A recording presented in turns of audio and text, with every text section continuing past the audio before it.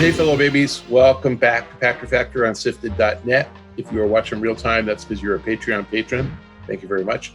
Or you have linked your Twitch Prime account to your Amazon Prime account. Thank you very much. Patronage costs money. If you've got it, we appreciate it. Twitch Prime, Amazon Prime costs you nothing, and everybody who's a Prime member should do it. Yes, you can link your Twitch account to your parents' Prime account, so please figure it out. It's in the instructions below.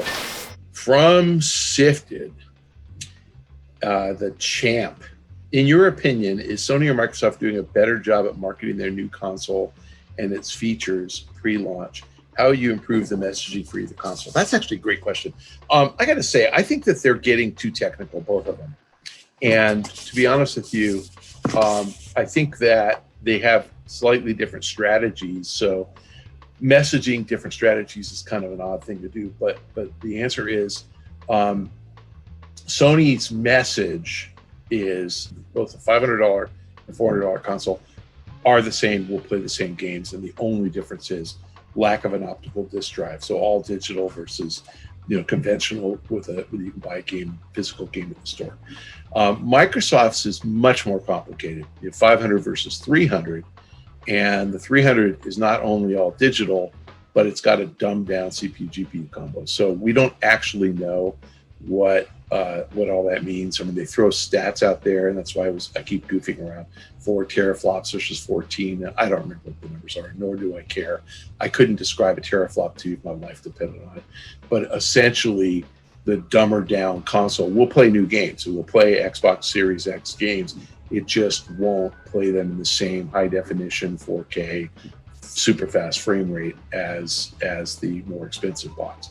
And I don't know why anybody cares. I mean, you save $200 and you can always upgrade later and buy a used or a new Xbox Series X and trade in your old console. I would buy the $300 version all day long. And to be honest, I don't have a 4K TV.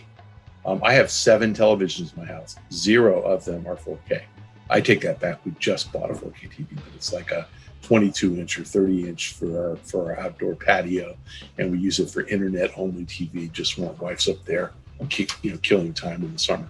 But I never will play a game on a 4K TV until I buy a 4K TV, and I'm not buying a 4K TV until one of my TVs dies.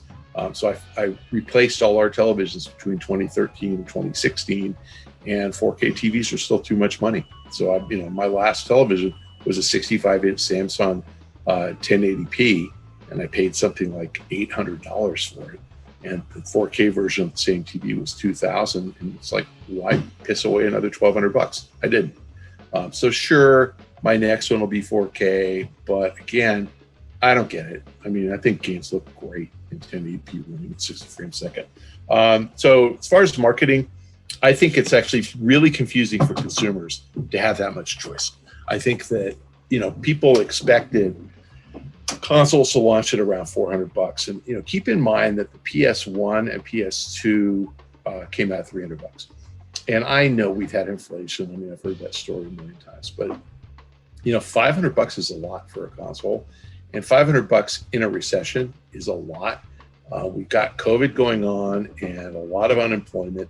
And I doubt any of you guys watching me watch the presidential debate, but Vice President Biden mentioned a K-shaped recovery, and Trump said V-shaped.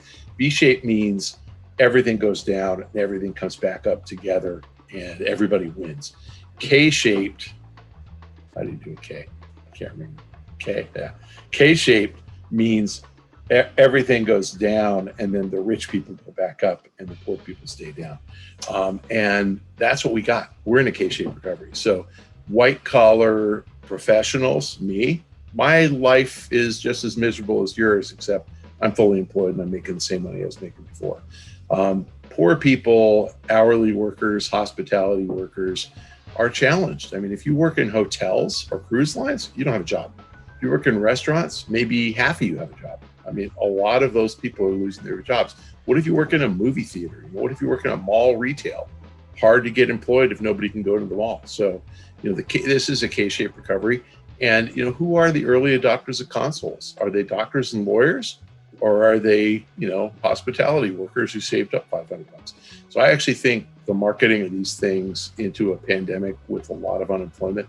The unemployment rate is something like 30% for people who make under $40,000 a year. You know, so you're trying to sell consoles to people who don't have any money and don't have jobs. I think the sensitive thing would have been to launch them at $300 and do like the Xbox Pro Elite version, you know, did last cycle, you know, come out with a more expensive one a little later. But anyway, Microsoft didn't do that. Sony didn't do that.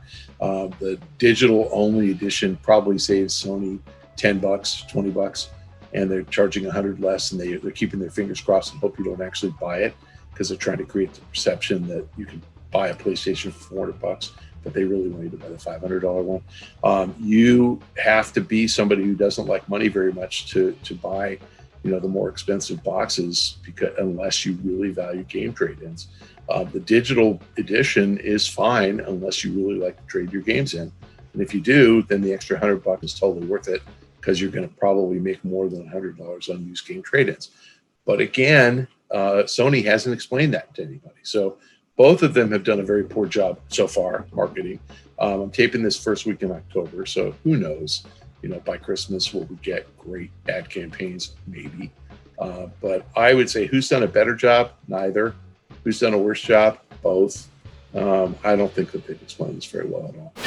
That's it for today's Pachter Factor on SIFTD.net. If you're on via Patreon, thank you for your contributions. If you have linked your Twitch and your Amazon Prime accounts, thank you very much. If you're following me on Twitter at Michael Pachter, thank you very much. We'll see you next time.